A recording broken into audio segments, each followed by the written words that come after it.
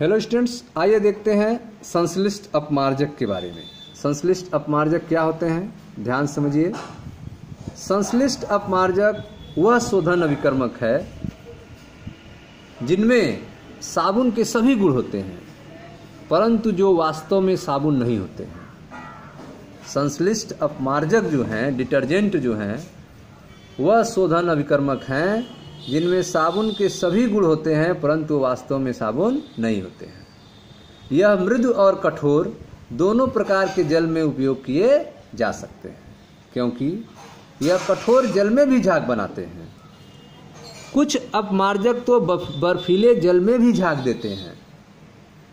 ठीक है, तो संश्लिष्ट अपमार्जक वह शोधन अभिकर्मक है जिनमें साबुन के सभी गुण होते हैं परंतु वास्तव में वे साबुन नहीं होते हैं। यह मृदु और कठोर दोनों प्रकार के जल में उपयोग किए जा सकते हैं क्योंकि यह कठोर जल में भी झाग बनाते हैं।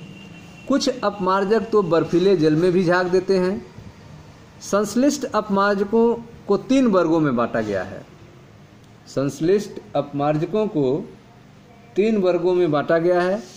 पहला है ऋणायनीय अपमार्जक, धनायनीय अपमार्जक और अनायनिक अपमार्जक।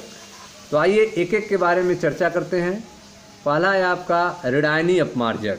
ऋणायनीय अपमार्जक क्या होता है, समझे ध्यान से। ऋणायनीय अपमार्जक लंबी श्रृंखला वाले एल्कोहलों अथवा हाइड्रोकार्बनों के सल्फोनेट व्युत्पन्न होते हैं।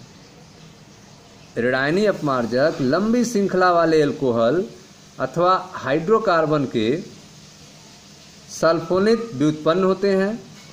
दीर्घ श्रृंखला वाली एल्कोहलों को सांद्र सल्फ्यूरिक अम्ल से अभिक्रिया कराने से एल्किल हाइड्रोजन सल्फेट बनता है जिन्हें क्षार से उदासीन करने पर ऋणायनीय अपमार्जक बनता है।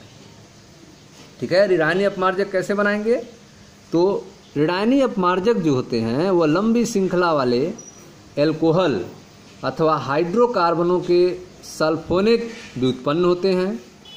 दीर्घ श्रृंखला वाले एल्कोहल को सांद्र सल्फ्यूरिक अम्ल से अभिक्रिया कराने पर एल्किल हाइड्रोजन सल्फेट बनता है जिन्हें क्षार से उदासीन करने पर ऋणायनीय अपमार्जक बनता है। ठीक है, इसी प्रकार से एल्किल बेंजीन सल्फोनिल अम्लों को क्षार द्वारा उदासीन करने पर प्राप्त होता है। समीकरण आप देखें, यह है आपका लराइल एल्कोहल जो एक लंबी श्रृंखला वाला एल्कोहल है, CH3CH210CH2OH लराइल एल्कोहल है। इसकी अभिक्रिया जो है सांद्र सल्फ्यूरिक अम्ल से करा रहे हैं H2SO4 से, जिससे लराइल हाइड्रोजन सल्फेट बन रहा है। फिर इसे क्षार से उदासीन कर रहे हैं NaOH से, जिससे आपका सोडियम लराइल सल्फेट अर्थात ऋणायनीय अपमार्जक बन रहा है। ठीक है, दूसरा आप देखें, यह है आपका डोडेसिल बेंजीन। इसकी अभिक्रिया सल्फ्यूरिक अम्ल से करा रहे हैं जिससे डोडेसिल बेंजीन सल्फोनिक अम्ल बन रहा है। फिर इसकी अभिक्रिया क्षार से करा रहे हैं जिससे सोडियम डेडोसिल बेंजीन सल्फोनेट बन रहा है। यह एक ऋणायनीय अपमार्जक है। ठीक है, तो इस तरह से ऋणायनीय अपमार्जक बनाया जाता है जिसमें पहले सल्फ्यूरिक अम्ल से अभिक्रिया कराते हैं फिर क्षार से अभिक्रिया कराते हैं। ऋणायनीय अपमार्जकों में अणु का ऋणायनी भाग शोधन क्रिया में शामिल होता है। ऋणायनीय अपमार्जकों में अणु का जो ऋणायनी भाग होता है वह शोधन क्रिया में शामिल होता है। एल्किल बेंजीन सल्फोनेटों के सोडियम लवण ऋणायनीय अपमार्जक के महत्वपूर्ण वर्ग होते हैं। यह अधिकतर घरेलू उपयोग में आते हैं। ऋणायनीय अपमार्जक दंत मंजन में भी इस्तेमाल किया जाता है। ठीक है, तो ऋणायनीय अपमार्जक में अणु का ऋणायनी भाग जो है शोधन क्रिया में शामिल होता है। एल्किल बेंजीन सल्फोनेटों के सोडियम लवण ऋणायनीय अपमार्जक के महत्वपूर्ण वर्ग होते हैं। यह अधिकतर घरेलू उपयोग में आते हैं। ऋणायनीय अपमार्जक दंत मंजन में भी शामिल किए जाते हैं। अब देखते हैं इसका दूसरा पार्ट अर्थात धनायनीय अपमार्जक के बारे में। धनायनीय अपमार्जक क्या होता है? धनायनीय अपमार्जक एमिनो के एसीटेट, क्लोराइड या ब्रोमाइड ऋणायनों के साथ बने चतुष्क लवण होते हैं। धनायनी अपमार्जक जो हैं एमिनो के एसीटेट, क्लोराइड या ब्रोमाइड ऋणायनों के साथ बने चतुष्क लवण होते हैं।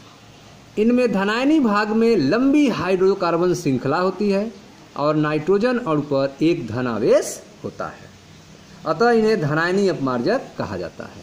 ठीक है, तो धनायनी अपमार्जक एमिनो के एसीटेट, क्लोराइड या ब्रोमाइड ऋणायनों के साथ बने चतुष्क लवण होते हैं। इनमें धनायनी भाग में लंबी हाइड्रोकार्बन श्रृंखला होती है तथा नाइट्रोजन अणु पर एक धन आवेश होता है, अतः इन्हें धनायनी अपमार्जक कहा जाता है। Cetyl trimethyl ammonium bromide, cetyl trimethyl ammonium bromide जो है एक प्रचलित धनायनी अपमार्जक है जो केस कंडीशनरों में डाला जाता है। धनायनी अपमार्जक में जीवाणुनाशक गुण होता है तथा यह महंगे होते हैं, इसलिए इनके सीमित उपयोग होते हैं। यह आप देख रहे हैं सेटिल ट्राइमेथिल अमोनियम ब्रोमाइड, यह एक धनायनी अपमार्जक है जिसका उपयोग केस कंडीशनरों में किया जाता है। इसमें जीवाणुनाशक गुण होता है, यह महंगा होता है, इसीलिए इसका सीमित उपयोग होता है। अब आता है तीसरा अनायनिक अपमार्जक। अनायनिक अपमार्जक, अनायनिक अपमार्जक की संरचना में कोई आयन नहीं होता है। अनायनिक अपमार्जक की संरचना में कोई आयन नहीं होता है। यह ऐसा अपमार्जक स्टीयरिक अम्ल और पॉलीएथिलीन ग्लाइकॉल की अभिक्रिया से बनता है। अनायनिक अपमार्जक जो है स्टीयरिक अम्ल और पॉलीएथिलीन ग्लाइकॉल की अभिक्रिया से बनता है। अभिक्रिया आप देखें, यह आपका स्टीयरिक अम्ल है, यह पॉलीएथिलीन ग्लाइकॉल है। इसकी अभिक्रिया जब करेंगे तो अनायनिक अपमार्जक आपको प्राप्त होगा। बर्तन धोने के उपयोग में आने वाले द्रव अपमार्जक अनायनिक प्रकार के होते हैं। बर्तन धोने के उपयोग में आने वाले द्रव अपमार्जक जो हैं वे अनायनिक अपमार्जक होते हैं।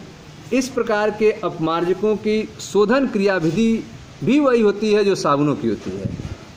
यह भी तेल और वसा को मिश्रण बनाकर निष्कासित करते हैं। संश्लेषित अपमार्जकों के उपयोग में प्रमुख समस्या यह उत्पन्न होती है कि यदि इनमें हाइड्रोकार्बन श्रृंखला अधिक शाखित हो तो जीवाणु इन्हें आसानी से निम्नीकृत नहीं कर सकते हैं। निम्नीकरण धीमा होने के कारण यह एकत्र होते जाते हैं, अपमार्जक युक्त बहिस्रावी नदी, तालाब इत्यादि में पहुंच जाते हैं। यह पानी में मल जल प्रबंधन के बाद भी बने रहते हैं तथा नदी, तालाब और झरनों में झाग उत्पन्न करते हैं और पानी प्रदूषित हो जाता है। ठीक है, आजकल हाइड्रोकार्बन श्रृंखला में शाखन को नियंत्रित किया जाता है और इसे निम्नतम रखा जाता है। अशाखी श्रृंखलाएं सफलतापूर्वक जैव निम्नीकृत हो सकती हैं, अतः प्रदूषण से बचाव हो जाता है। ठीक है, तो आजकल जो है हाइड्रोकार्बन श्रृंखला में शाखन को नियंत्रित किया जाता है, इन्हें निम्नतम रखा जाता है। अशाखी श्रृंखलाएं सफलतापूर्वक सरलतापूर्वक जैव निम्नीकृत हो सकती हैं, अतः यह प्रदूषण से बचाव हो जाता है। ठीक है स्टूडेंट्स, तो यह थे आपके संश्लिष्ट अपमार्जक के बारे में। Thank you.